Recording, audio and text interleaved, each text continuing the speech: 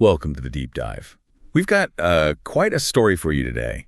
Something that really just exploded in the financial world back in July 2025. It's pretty unique. More than just a quick headline. It felt like a whole corporate drama playing out live. We're talking, of course, about the ColdPlay KissCam corporate scandal. Remember this.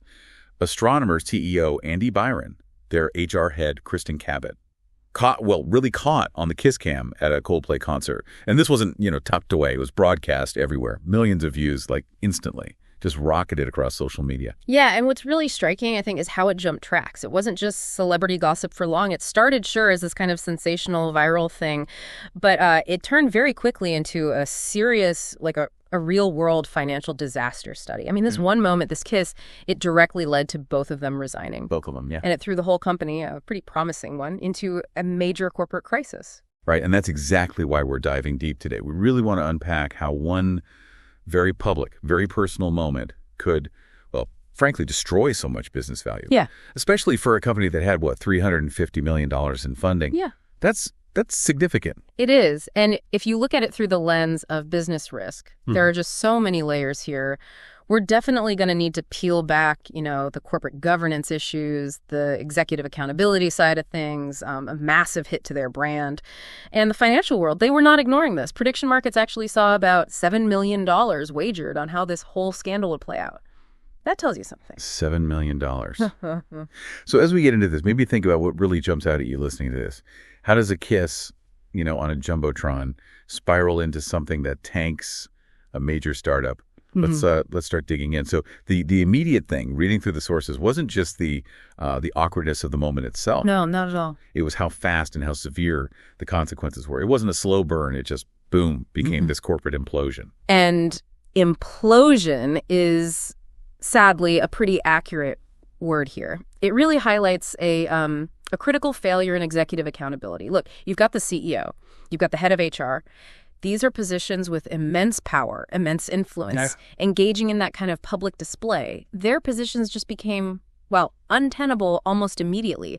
It's more than just public embarrassment, right? It's about a fundamental breach of trust, the fiduciary responsibilities they have. Compromised. Totally compromised. And the fact that Byron and Cabot resigned so quickly, it just underlines that. Or maybe the board recognized their leadership integrity was gone. Irrevocably. Which leads right into those big questions about corporate governance, doesn't it? Absolutely. If the CEO and the HR head are personally involved and it's public, what does that do to the internal controls, the oversight mechanisms? Were there any?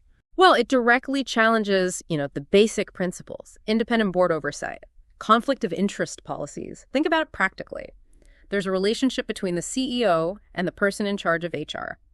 Okay, so now, any internal complaint involving either of them, any performance review, even just enforcing HR policy. All tainted. Exactly.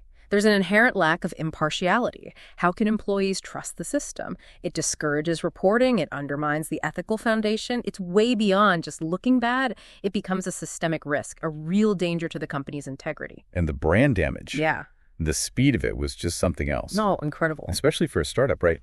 They rely so much on their image, on investor confidence. How does a viral thing like this hit perception so hard, so fast? Well, the virality itself is a kind of insidious, especially for a company like Astronomer. In this world we live in, hyper-connected, right? A single image, a clip seen millions of times. It doesn't just spread information. It fundamentally changes how everyone sees the company. Customers, investors, potential hires. All of them. It erodes trust across the board. Recruiting top talent, suddenly much harder. Getting that next round of funding, way more scrutiny. The long-term hit to market valuation can be much harder to shake off than, say, a purely financial dip. It just rewrites the company's story. They go from innovator to that company with the scandal. Which brings us to the concrete market impact. You mentioned the $350 million funding. Yeah. To see that kind of value just put at risk, maybe even, actively destroyed by one personal event. Yeah. It's a stark lesson. How did the markets react beyond just the general nervousness? Well, they were watching like hawks. And that $7 million figure in the prediction markets, that's not just idle chatter. Yeah. No, it's like a collective intelligence pooling information. These markets, they aggregate all sorts of decentralized signals. People are pricing in potential lawsuits, investors pulling out, maybe regulatory eyes turning towards them, the chances of recovery. So it's like a real-time probability score. In a way, yeah. a financially weighted probability of different outcomes, and it happens much faster than traditional analysis sometimes. Seeing that level of betting activity shows just how seriously the financial community took the threat. They saw the potential for real long-term value destruction, not just a temporary blip. Really says something about how fragile corporate stability can feel now in the digital age. Absolutely. Perceived fragility is key. So, wrapping up our deep dive on the ColdPlay KissCam corporate scandal. It's been quite a journey, honestly. Shocking, really. Just thinking how a moment, maybe intended as private or personal. Or maybe just careless. Right, careless perhaps.